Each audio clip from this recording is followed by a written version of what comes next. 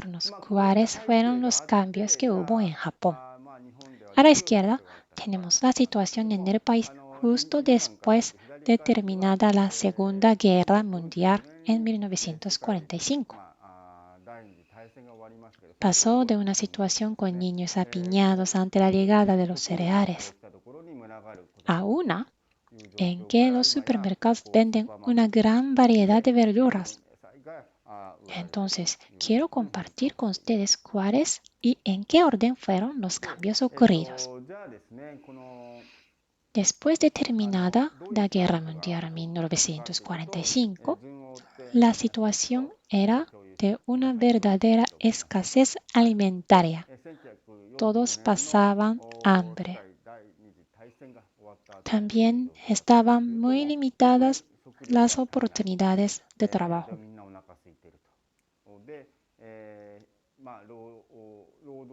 La foto a la derecha de ustedes tiene escrito CARE, que corresponde Care International, una famosa ONG, de la que Japón también recibía este tipo de apoyo. Entonces, ¿qué pasó desde la década de 1950? Si bien llegó la paz, las tendencias de los consumidores no cambiaron mucho. Bastaba con el suministro de productos, así que los agricultores usaban tracción animal y ese tipo de cosas. La producción aún no era muy eficiente. Como había mucha diferencia de información en términos de credibilidad, la situación era de desconfianza.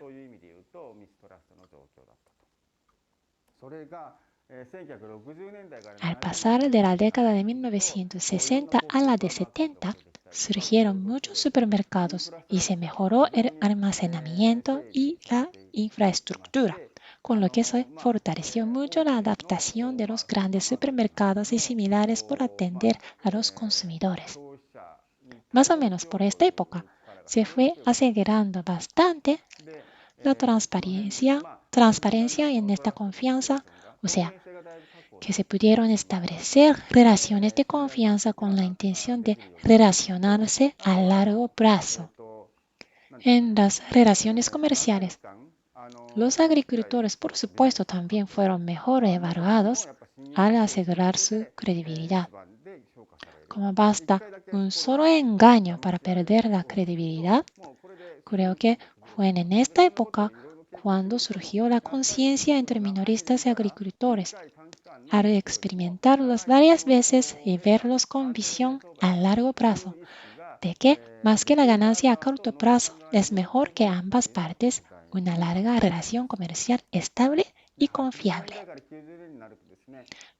De los años 80-90 hubo un enorme aumento de la conciencia en general y en la conciencia de los consumidores. Subieron mucho los estándares de calidad y se prestó mucha atención a la creación de marca.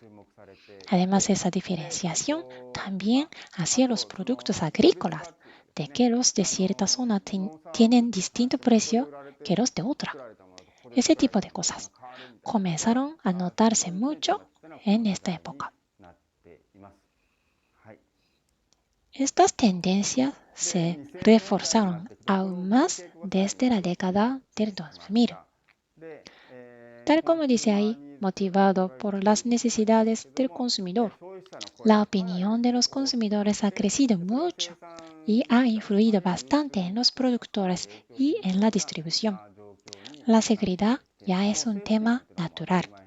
Otras actitudes más bien excesivas, como las sandías cuadradas, que no son para nada populares ni en Japón, comenzaron desde el 2000 en adelante. En esta época también comenzó a ponerse muy estricto el etiquetado, con la regla de que hay que indicar qué es lo que hay al interior de los productos. En cuanto a la mentalidad del consumidor actual, como los altos estándares de calidad, las altas expectativas de servicio, el disfrute de salir y comprar, etc., son tendencias de consumo que se encuentran cambiando. Antes de fijarnos en el mundo agrícola, usaremos este dibujo para hacer un pequeño repaso acerca de los cambios en los consumidores japoneses después de la Segunda Guerra Mundial. Supongamos que la conciencia de esta mujer justo después de la guerra está en su bolsillo o su bolso de mano. ¿Y esto qué quiere decir? Que basta con que sea barato y si gratis, mejor.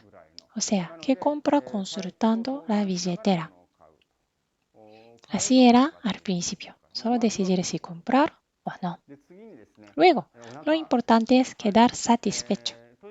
Más que la calidad y esas cosas, en esta época lo importante era quedar satisfecho. A medida que se va satisfaciendo eso, se pasa a preferir las cosas de mejor sabor. Lo importante es que el sabor sea bueno. Más que la forma o apariencia, lo importante es que el sabor sea bueno. Luego, claro, viene la apariencia. Pasan a darle mucha más importancia a la forma, al color, etc. Últimamente se comenzó a pensar con la cabeza. Es algo muy reciente eso de que los consumidores compren pensando en la historia del producto. Por ejemplo, dónde se produjo, quién lo produjo, etc.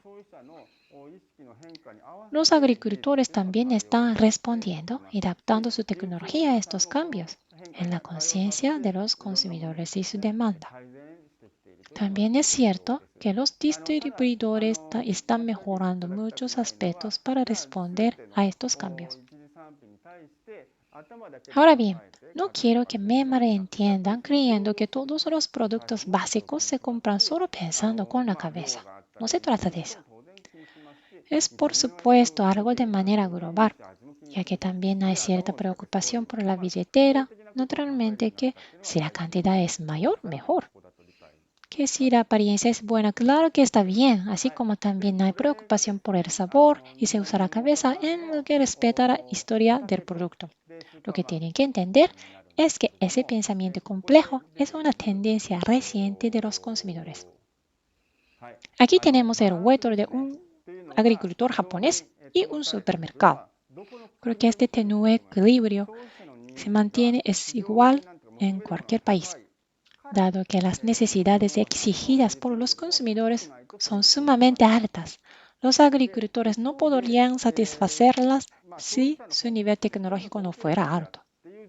Por otro lado, si solo bastara con una gran cantidad de consumidores, ninguno de los agricultores adoptaría entonces tales tecnologías, practicando métodos de cultivo con los que cuanto más, mejor.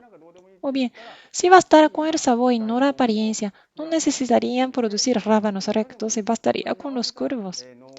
Los agricultores deberían adoptar los métodos acordes a eso.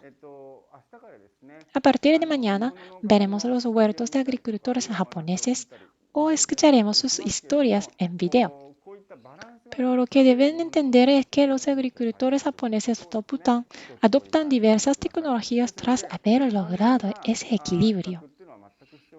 Por eso, no hay absolutamente ninguna necesidad de hacer comparaciones simplonas. O sea, no se trata de decir que, como en Japón los agricultores hacen tal cosa, en mi país también hay que hacerlo como sea. Es decir, una vez que conocemos una historia o tecnología, tenemos que pensar muy bien cuáles serían los costos de aplicarla en nuestro país y si los consumidores lo valorarían. Si solo el agricultor gasta y el consumidor paga el mismo precio por algo diferenciado que por algo que no los está, entonces el agricultor sale perdiendo. Una vez aprendida esta lógica, es clave que escuchen ustedes lo que los agricultores, las cooperativas y el Centro de Extensión de Japón tienen que decir. Este es otro repaso. Si hablamos de la antigua cadena de suministro, vemos que casi no había flujo de información entre agricultores y consumidores. La información sobre la conducta de los consumidores llegaba hasta los minoristas y las tiendas y no pasaba más allá. No llegaba a los agricultores. Por eso, antiguamente era difícil que se conformara la necesidad de confianza.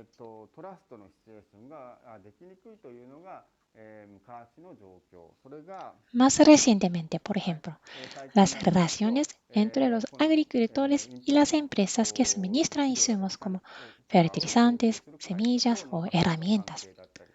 los numerosos movimientos de información de los centros de recolección entre agricultores y cooperativas, y de estos a los minoristas, y más allá hasta los consumidores, se encuentran todos conectados. Se asegura la transparencia y las relaciones de credibilidad mutua, que ocupan una cuota importante del llamado capital social. Esa es la situación actual. Los servicios de extensión cumplen otro gran papel, que es el de tener éxito en la facilitación.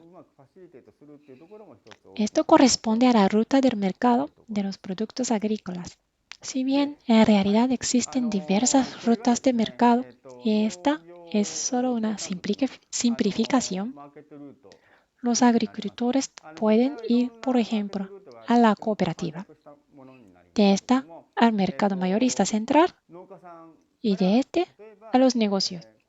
Los consumidores pueden comprar en negocios o los agricultores pueden ir directamente a las tiendas para que les compren.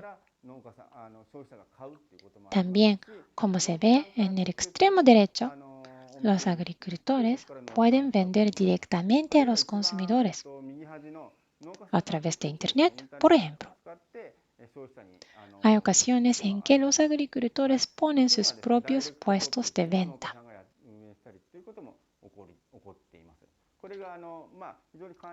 Este es un esquema sumamente simplificado de la distribución agrícola en Japón. Está previsto que el martes ustedes describan así la situación de sus propios países. Si lo vemos en fotos, tenemos que la cosecha de donde el agricultor pasa luego a la recolección y clasificación. Esto puede hacerlo el agricultor mismo o la cooperativa agrícola.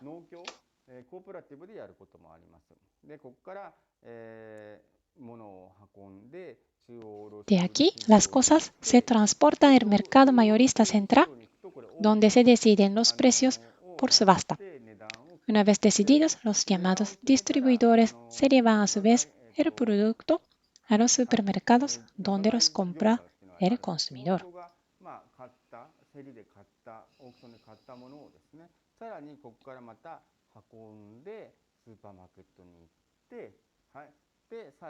Finalmente, llega a la mesa. Ese es principalmente el proceso en Japón, en el que últimamente esa transparencia está sumamente asegurada. ¿Cómo será en sus países? Hasta aquí llegamos con esta presentación. A continuación, quiero presentarles y explicarles un poco acerca de la tarea que tendrán para la tarde. Lo que deberán hacer en la tarde es dibujar un esquema de la extensión agrícola en sus países, mencionando cuáles son sus puntos fuertes y sus puntos débiles.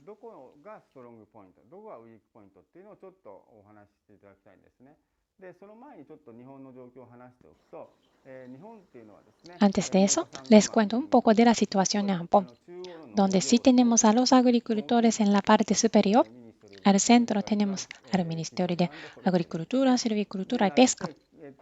Tenemos 47 prefecturas y estos porcentajes corresponden al presupuesto. El 94% del presupuesto recae en las prefecturas, que sostienen los centros de extensión con que apoyan a los agricultores. Aquí están las universidades, centros de investigación, etc.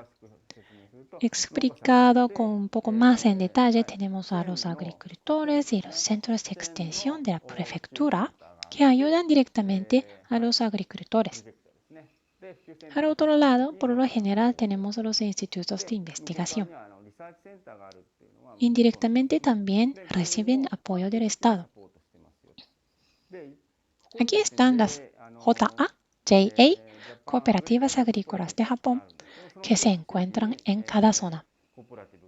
Estas cooperativas contratan también extensionistas para apoyar a los agricultores locales. La idea es que recuerden este esquema y que hoy en la tarde lo dibujen de acuerdo con la situación en sus países.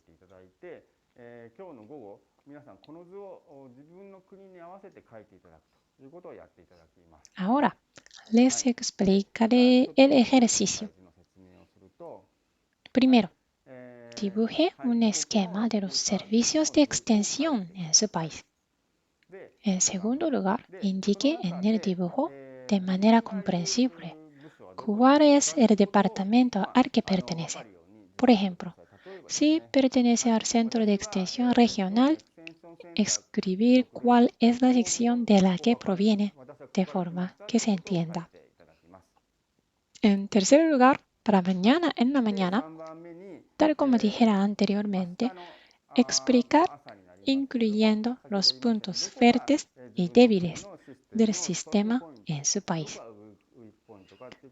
Así como el sistema en Japón no es perfecto, y tampoco lo es en sus países, naturalmente no estará todo mal. No se trata de presentar para debatir con los demás participantes cuáles son los aspectos malos, sino debatir mañana en la mañana sobre qué ocurre en los otros países.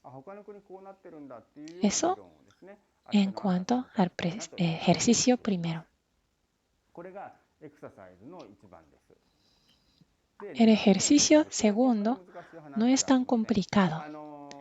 Les distribuiremos un video en software o por enlace de YouTube con unos 28 minutos de explicación sobre el SHIP para que vean sin falta.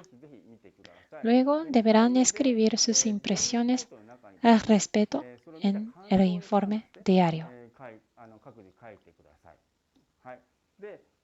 Lo otro es que aunque de momento está solo en inglés, que visiten y revisen sin falta el Facebook del SHIP.